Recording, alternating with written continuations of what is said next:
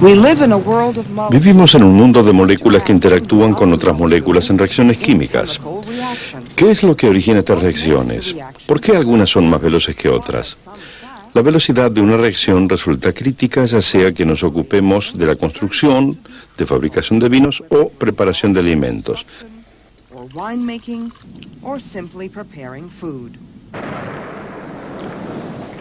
Para entender esta dinámica debemos investigar las fuerzas motrices.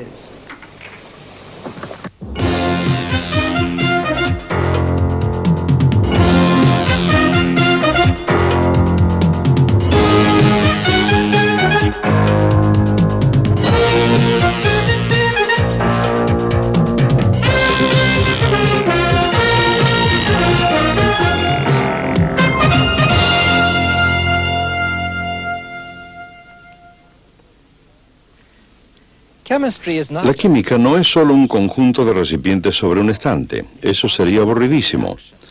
Se trata de reacciones químicas, compuestos que se transforman para constituir otros, de moléculas que saltan de aquí para allá. Es un maravilloso mundo de transformaciones. Fíjense en este manzano. Creció de una semilla, pero en ese proceso utilizó agua, minerales y fertilizantes del suelo. También tomó dióxido de carbono del aire y la luz solar le proveyó energía. ¿Para qué? Para dirigir una industria química formando todo un ejército de maravillosas moléculas. La clorofila de las hojas, la pigmentación de la piel de la manzana, los azúcares del fruto. Pero todo esto no es estático. Esas hojas cambiarán de color, se volverán amarillas. Esta es otra reacción química. Algún día este árbol morirá. Ese es otro conjunto de transformaciones químicas. Todos los cambios se producen en una dirección natural, ya sea en el desierto o en el mundo bullicioso que hemos creado. Los ríos fluyen hacia el mar, nunca en sentido contrario. En una compleja serie de reacciones químicas, una flor florece, se marchita y muere, nunca en sentido contrario. Al quemar madera se produce dióxido de carbono y agua. Un automóvil consume combustible produciendo dióxido de carbono y agua, pero también produce calor y energía para moverse. En una gran planta química tiene lugar un conjunto de reacciones químicas. ¿Por qué todos estos cambios se producen en este sentido? ¿Qué es lo que determina la dirección natural de una reacción química? Al consumirse la madera, disminuye la energía del sistema y se libera calor hacia el medio. Y esta tendencia de alcanzar un nivel de menor energía es una de las fuerzas que dirigen todas las reacciones químicas. En la dirección natural de la mayoría de las reacciones químicas disminuye la energía del sistema. El doctor Donald Showalter. En esta reacción, los materiales reactivos son permanganato de potasio, este sólido púrpura en la pantalla, y glicerina, este líquido espeso. Ahora veamos qué pasa cuando los mezclamos. Pongo la glicerina en el permanganato. Bueno, comienza a salir humo. Miren la llama. Esta reacción sí que libera energía, ¿no? Pues bien, lo que ocurre es que la glicerina es un líquido orgánico combustible y el permanganato de potasio es una fuente concentrada de oxígeno. Entonces, cuando los dos entran en contacto, se encienden en forma espontánea. Por lo tanto, este tipo de reacción libera energía. La palabra clave es liberar. Este tipo de reacción se denomina exotérmica. En las reacciones exotérmicas, los reactivos tienen una energía relativamente alta. Esta energía se expresa en kilojoules. Los productos de la reacción tienen un nivel menor de energía. Los reactivos se convierten en productos al disminuir la energía durante la reacción y el sistema libera energía, en este caso 300 kilojoules por mol reactivo. 300 kilojoules per mole reactant. Como ya hemos visto, la mayoría de las reacciones químicas tienden a liberar energía, por lo general en forma de calor. Los automóviles se diseñan para liberar energía en forma de movimiento y de calor en el motor. Pero ¿qué hay de las reacciones en las que el calor se absorbe? Esta vez quiero producir una reacción que tome energía. ¿Cómo es posible? Produzcamos la reacción y averigüémoslo. Voy a mezclar hidróxido de bario, un sólido blanco, con otro sólido blanco, tiocianato de amoníaco. Y antes de mezclarlos pondré un poco de agua sobre esta tabla. Moveré el agua hacia aquí. Colocaré el vaso de precipitado sobre la tabla justo encima del agua. Después colocaré los sólidos adentro y vamos a ver qué pasa. Ahí está el hidróxido, aquí el tiocianato. Voy a mezclarlos. Ahora se está humedeciendo. Se está licuando. Y es comprensible porque uno de los productos es agua. También se siente un poco de olor a amoníaco. Ese es otro de los productos. Ahora se está enfriando el fondo del vaso de precipitados. Sigo revolviendo para que se produzca la reacción y vamos a ver si podemos decir si se toma energía o no.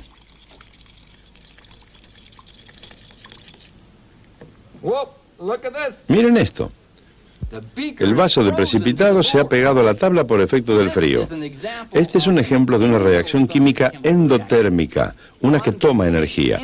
En este caso se toma energía del medio. Por eso el vaso de precipitados se enfrió tanto que hizo que se congelara el agua que había en la tabla. Entonces el vaso de precipitados se pegó con firmeza a la tabla por efecto del frío. ¿Qué les parece?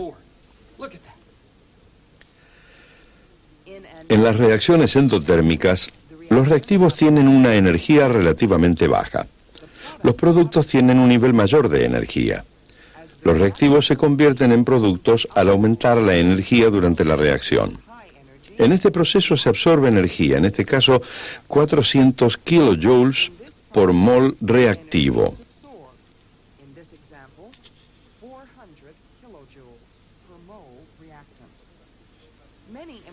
Muchas reacciones químicas importantes toman energía. Las plantas y los animales no podrían crecer sin consumir energía. Las reacciones relacionadas con la preparación de comidas también requieren una absorción de energía.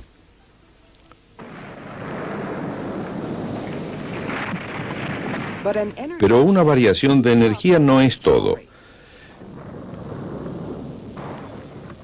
Existe una segunda fuerza motriz, una tendencia a aumentar el desorden. El nombre científico de este desorden es entropía. La entropía es un tema fascinante. Vamos a ver cómo funciona. Aquí tengo un par de cosas que mostrarán a la entropía como una fuerza motriz. Vamos a empezar con esta. Este vaso de precipitados contiene agua pura. Agrego unas gotas de tintura. Sí, ya se sabe que la tintura y el agua no reaccionarán químicamente, pero miren esto. La tintura y el agua se están mezclando lentamente por sí mismos sin ninguna ayuda. Bueno, vamos a acelerar un poco la mezcla. Pues bien,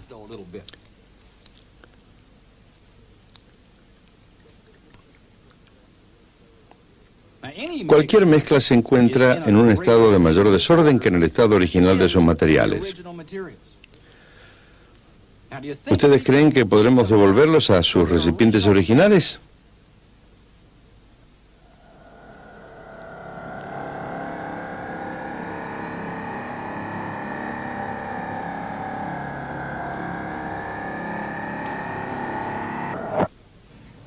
Bueno, esto es solo un truco de televisión. Sabemos que eso no sucede en el mundo real. ¿Pero qué nos demuestra esto? Que ir de un estado de desorden a otro de mayor desorden no es la dirección natural de casi ningún proceso. Veamos ahora esto. Aquí tengo lechuga, tomates, ajíes, hongos y pepinos. Ya saben qué voy a hacer. Voy a preparar una ensalada y la voy a mezclar. Se ve bastante bien, ¿no? No se vayan, no se vayan. Se ve bastante bien para comerla. Si ahora continuara mezclando, ¿volvería la ensalada a su estado original? Ustedes conocen la respuesta, también como yo. Tal como la tintura en el agua, la ensalada nos demuestra que la dirección natural del cambio es hacia el mayor desorden, es decir, mayor entropía. Bien, esto es verdad virtualmente para cualquier reacción química. ¿En qué formas aumenta la entropía en una reacción química? Se produce el mayor desorden o mayor entropía cuando aumenta el número de moléculas. La entropía aumenta cuando se forma un líquido a partir de sólidos o se forma un gas a partir de líquidos o sólidos. También crece al producirse una mezcla o al aumentar el volumen de un gas. Fíjense en la reacción en que el vaso de precipitado se pegó a la tabla por efecto del frío. ¿Por qué se produjo? Se absorbió energía y aumentó la entropía. En el vaso de precipitado se formó una mezcla líquida de mayor desorden a partir de dos sólidos cristalinos. El aumento de entropía fue de tal magnitud que superó la absorción de calor. Esto se cumple para todas las reacciones endotérmicas. En la industria, las reacciones deben funcionar. Tanto los efectos de la energía como los de la entropía los determinan. Si las reacciones funcionan, si es posible crear nuevas moléculas, el diseño se deja en manos de los ingenieros que se concentran en la energía y los materiales. Oeste de Virginia, Union Carbide. Productos químicos para 500 productos diferentes. Detergentes, adhesivos, envoltorios plásticos, asientos de automóviles, pinturas, ceras.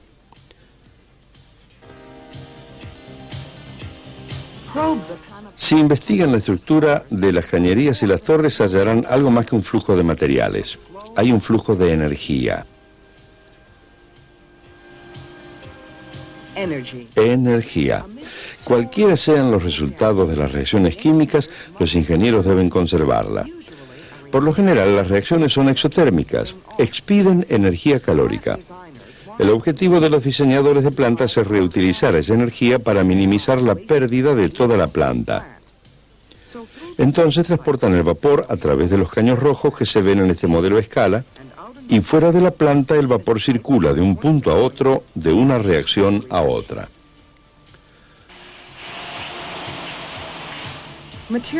Materiales. Las materias primas básicas que ingresan a la planta son carbono o petróleo, ambos con un alto nivel de energía.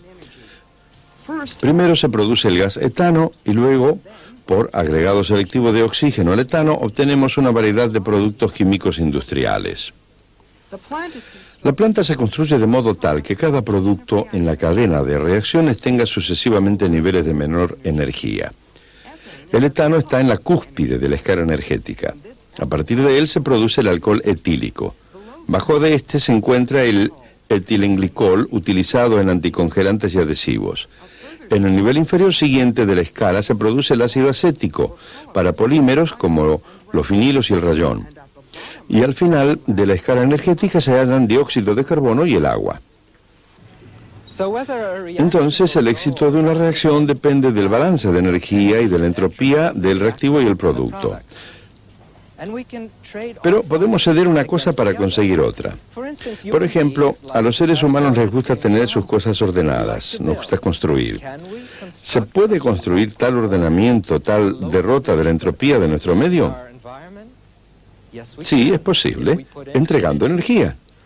Esto es lo que está sucediendo en esta obra en construcción detrás mío. La energía y la entropía nos dicen que si una reacción se produce o no, pero no nos dice nada sobre la rapidez con que se produce. Por ejemplo, se está colocando el hormigón en la construcción. Es de importancia el hecho que se coloque en horas y no en segundos o días. Miremos las velocidades de las reacciones químicas y cómo podemos influenciarlas.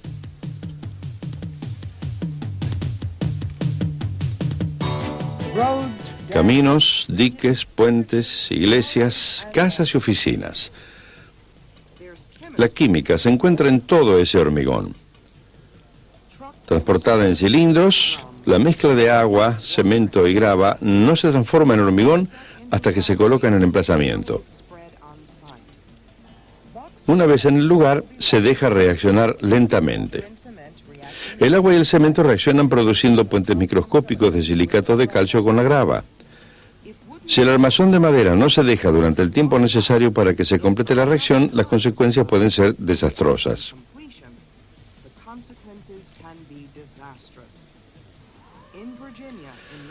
En Virginia, en 1973, los escombros de un complejo de departamentos derrumbado en forma parcial. 14 personas murieron. Demasiada prisa para el largo tiempo de reacción necesario para obtener un hormigón resistente. La velocidad de cualquier reacción química depende de varios factores. Don Showalter. Echemos una mirada a una de las reacciones más comunes de todas, la combustión. Aquí tenemos un trozo de madera. Como todos sabemos, la madera seca arde fácilmente en contacto con el aire. Recuerden, el aire tiene un 21% de oxígeno. No se quema. Debemos encenderla para que funcione, ¿no? Encendámosla con este fósforo. La enciendo y el oxígeno del aire reacciona con la madera. Aquí va. Ahora está ardiendo bastante bien, pero no realmente bien. Me pregunto si ardería mejor en contacto con este 100% de oxígeno. Vamos a ver. Bueno, miren esto. La velocidad de la reacción aumentó en forma drástica. ¿Qué nos dice esto? Bueno, tenemos un par de cosas. La velocidad de la reacción aumenta con el aumento de temperatura. Recuerden el fósforo. Y también aumenta a mayor concentración de ingredientes. Recuerden el aumento de 20 a 100% de oxígeno.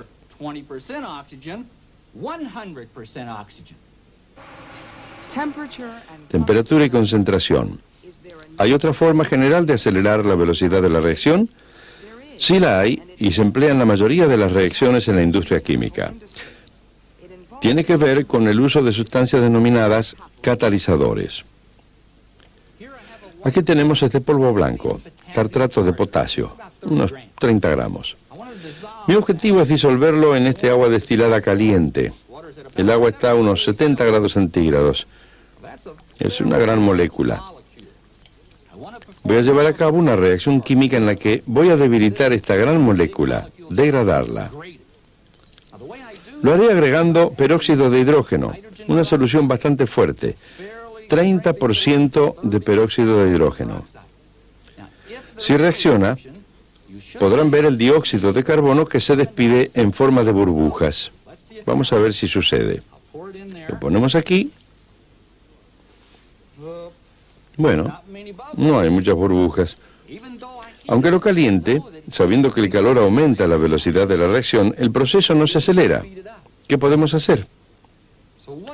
Agreguemos un catalizador. Lo colocaré en este recipiente en caso de que se acelere mucho. Aquí tenemos el catalizador. Una solución de cloruro de cobalto. Agreguémoslo a la mezcla y vamos a ver qué pasa.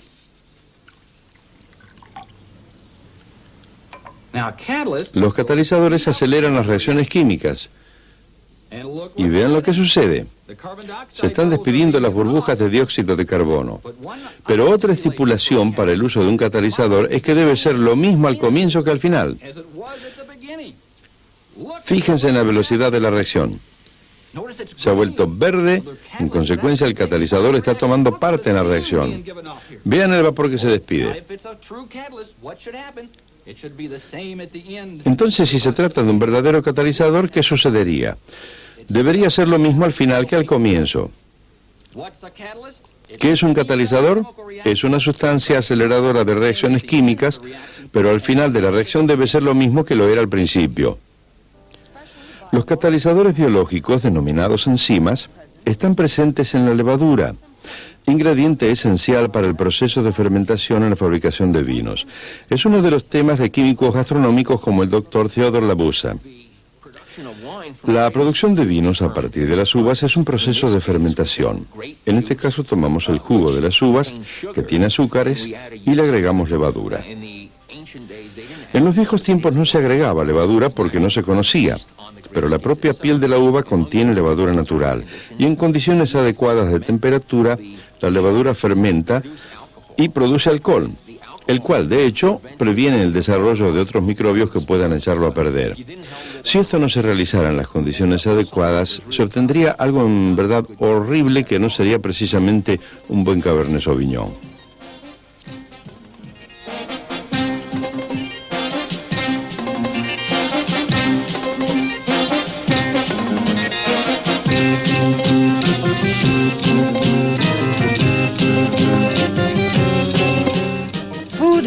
Se transportan alimentos a través de los Estados Unidos y de todo el mundo. Las velocidades de deterioro de los alimentos, la velocidad de las reacciones son un dato vital para nuestra economía global. Un país lejano como Nueva Zelanda depende casi en su totalidad de mercados de ultramar para carnes de cordero, manteca y quesos. ¿Cómo estudian los científicos el problema de deterioro y conservación de alimentos? Los tipos de reacciones que causan el deterioro de alimentos no son muy diferentes de aquellos que los químicos estudian en soluciones químicas puras. Me fascina hablar sobre comida porque es el estudio de una química compleja. Y la razón por la que digo esto es que en un alimento que tiene tantos compuestos diferentes, orgánicos e inorgánicos, hay muchas reacciones diferentes que pueden provocar su deterioro. Sin embargo, se pueden reducir a varias clases.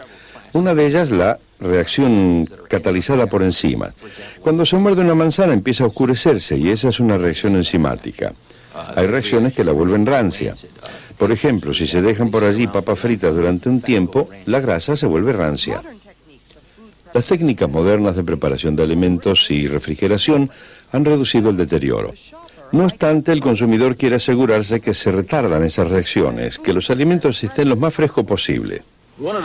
Una de las cosas más interesantes que estamos haciendo en el laboratorio es una aplicación de la química cinética en el estudio de pequeños dispositivos que se usan para monitorear tiempo y temperatura cuando un alimento atraviesa un ciclo de distribución. ¿Esto para qué se necesita?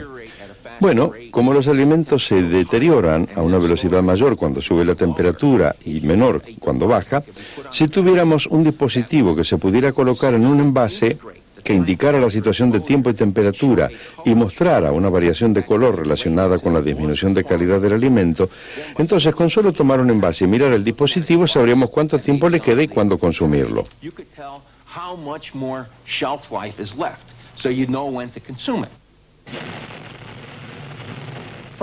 Del supermercado al espacio. El programa de tripulación espacial ha sido un desafío interesante para los químicos gastronómicos que investigan las velocidades de reacción. Dr. Labuza, ¿para qué se necesitan alimentos espaciales de larga vida? Los astronautas estaban allí desde unos días hasta quizá varias semanas. En realidad había que producir alimentos entre 6 y 9 meses antes, porque nunca sabíamos cuándo partiría una nave. Entonces los alimentos debían almacenarse y había que asegurarse que cuando la nave partiera la calidad de los alimentos fuera buena. Debíamos estudiar el envase y la velocidad con que disminuía la calidad, de tal manera que pudiéramos minimizar la velocidad de esa disminución de calidad. En resumen, en toda reacción química, las sustancias se transforman en sustancias completamente diferentes. La dirección natural de una reacción química se determina por su tendencia a ir en el sentido de menor energía y mayor entropía. En las reacciones exotérmicas se libera energía. En las reacciones endotérmicas la energía se absorbe. La naturaleza de las sustancias. Su concentración y su temperatura determinan la velocidad de la reacción química. Catalizador es una sustancia que acelera las reacciones químicas. Algunas veces, en el caso de la preservación de alimentos, es necesario disminuir la velocidad de las reacciones químicas. Saben, cuando observo esa reacción que Don Showalter produjo en el laboratorio cuando mezcló el peróxido de hidrógeno con una solución de tartrato de potasio, y al principio no pasó nada, y luego agregó el catalizador y se produjeron cambios de color y burbujas. Cuando observo eso, me domina una terrible ansiedad. Quiero saber qué va a suceder.